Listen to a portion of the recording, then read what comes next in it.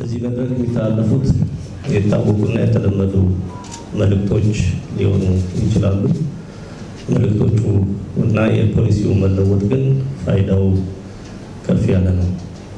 የግብርና ገጠር ልማት ፖሊሲን አሻሽለን በአዲስ ተካው ሲባል እስከ ዛሬ ሀገሪቱ ትመራበት የነበረው የግብርና ፖሊሲ ስትራቴጂና የማስፈጸሚያ ስልት አልነበራትም ማለት አይደለም። ለባለፉት 30 ዓመታት ከ1994 ጀምሮ የሀገሪቱ የግብርና ፖሊሲ የሚመራበት የፖሊሲ የስትራቴጂና የማስፈጸሚያ ስልት እንዲሁም የልማት እቅዶች እየተተገበሩ ግብርናው ሲመራ ቆይቷል።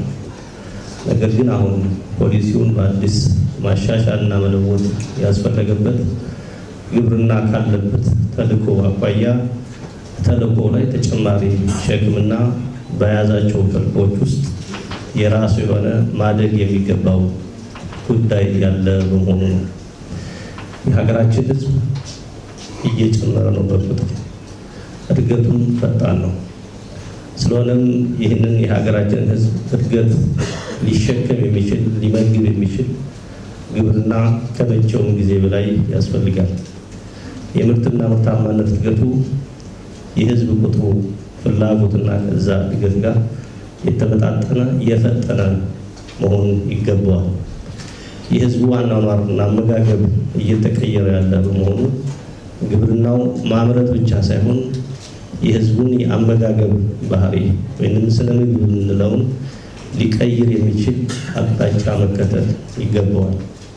ስለሆነም የሕዝብ ቁጥራችን በመብዛቱ የምንመገበው ነገር እየጨመረ ስለሚሄድ ይህንን የሚሸከም የምግብ አቅርቦትና የምግብ ሉዓላዊነትን መፍጠር ስለሚያስፈልግ የግብርና ፖሊሲው እንዲሻሻል ካደረጉት አንዱ ቁልፍ ጉዳይ ነው።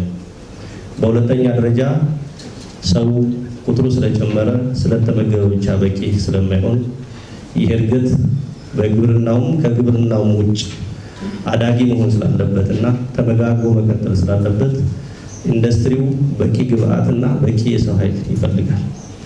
በአሁኑ ጊዜ በሀገራችንም በክልላችንም ለኢንዱስትሪው በቂ ግብአትና በቂ የሰው ኃይል እየቀረበ ያለው ከግብርና ዘርፍ ስለሆነ አሁን ባለው አቅርቦትና አስተዳደር መሰረት የምንቀጥል ከሆነ እድገታችን ተንገራጅቶ የሆነ ቦታ ላይ መቆሙ ስለማይቀር እንዳይቆምና መቅረብ የሚገባው የግብአት አቅርቦት ሰንሰለቱን ጠብቆ ቀጣይነቱን ጠብቆ እንዲህ ለማድረግ ግብርናውን በአዲስ መልክ ቃይቶ መምራትና ማስተዳደር ያስፈልጋል። ይሄ በመሆኑ የግብርና ፖሊሲውን ማሻሻል እና መለወጥ አስፈላጊ ሆኗል። ሶስተኛው በመጀመሪያው ፖሊሲ የረሳናቸው የተዋናይ ሚናና የረሳናቸው የፖሊሲ የትኩረት ዘርፎች ያልተካተቱ በመሆኑ ነው። ግብርናችን በአነስተኛ አርሶ አደሮች ብቻ ተመርቶ እድገቱን ማረጋገጥ አይቻልም።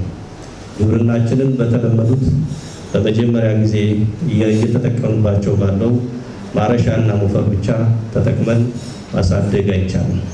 ስለሆነም እስከ ዛሬ የረሳናቸውን የግሉን ዘርፍ ተዋናይነት፣ የግሉን ዘርፍ ሚና፣ ለግሉ ዘርፍ የሚያስፈልገውን የካፒታልና የፋይናንስ አቅርቦት እንዲሁም ግብርናውን ለማዘመን የሚያስፈልጉ ግብዓቶችና ማሽነሪዎችን የድጋፍ ማዕቀፉን ለይተን መምራትና የምንመራበትን አቅጣጫ አስቀምጠን ካልቻልን ግብርናው እስከ ዛሬ ባበረከተው ልክ እንዲቀጥል ስለማናደርግና እስከ ዛሬ ያበረከተውንም አበርክቶ ባለበት ፍጥነት እንዲቀጥል ማድረግ እንድንቆም የሚያደርግ ስለሆነ ይህንን እንዲቀየር የሚያደርግ የፖሊሲ ለውጥና አቅጣጫ ተይዞ ወደ ስራ እየተገባ የምክክር መድረክ በተለያዩ ክልሎች እየተደረገ እንዳለ እንገነዘባለን። በአማራ ክልል ደረጃም ይሄው የፖሊሲ የምክክር መድረክ በግብርና ሚኒስቴርና በኢትዮጵያ ግብርና ምርምር ኢንስቲትዩት እየተደረገ ነው። እኛም በክልላችን እርሻ እና ግብርና የሚፈልገውን ሁኔታ ተገንዝበን የፖሊሲውን ዋና ዋና የትኩረት ማዕቀፎችና አቅጣጫዎች ተከትለን መሬት ለማስረካት በተለይም በሀገራችን የግብርና ስራ ውስጥ አማራ ክልል ግንባር ቀደሙና ተጠቃሽ ወይም ፓዮኒር ተብሎ የሚወሰድ በመሆኑ ይሄንን ፓይለቱን ለማስቀጠል ብቻ ሳይሆን የህዝባችንን የምግብ ፍጆታ እንዲሁም አሁን እየተፈጠሩ ያሉትን ኢንዱስትሪዎች ምርትና ምርታማነታቸውን ቀጣይ ለማድረግ ግብርናው ላይ ማድረግ የሚገባንን ርብርብ ማድረግ ካልቻልን በስተቀር ተወዳዳሪ መሆን አይቻልም። ይሄን እያልን ነው። በአሁኑ ሰዓት የአማራ ክልል ኢኮኖሚ 52% የሚሸፈነው ከግብርና በሚገኘው እሴትና ዋጋ በመሆኑ በዚህ ልክ ትኩረት ሰጥተን በፖሊሲው በተቀመጡ አቅጣጫዎች ትኩረት ሰጥተን ለመምራት እና ለማስተባበር የአማራ ክልል መንግስት ከወትሮው በተለየ ዝግጁነቱ ፍላጎቱ ያለው መሆኑን እያረጋገጡ መድረኩ በይፋ የተከፈተ መሆኑን አበስራለሁ።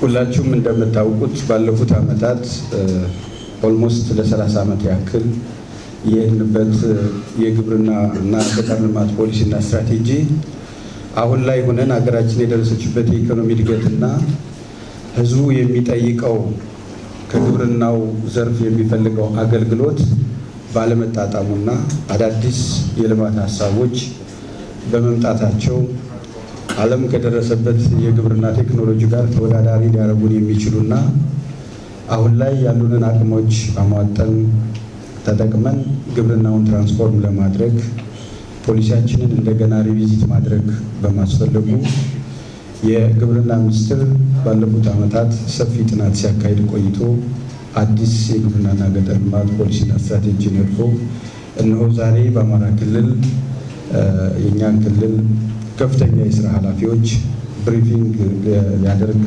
ተገኝቷል።